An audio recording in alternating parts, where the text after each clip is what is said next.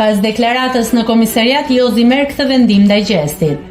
Inati i Jozit ndaj Gjestit duket se nuk ka përfunduar me largimin nga shtëpia e Big Brother VIP Albania. Pas incidentit fizik dhe deklaratës së dhënë në komisariat, Jozi ka marrë një vendim që nuk ka kaluar pa u vënë re nga ndjekësit. Ai ka fshirë çdo postim në Instagram ku shfaqej me Gjestin duke treguar se tensionet mes tyre janë ende të pranishme edhe jashtë shtëpisë së famshme.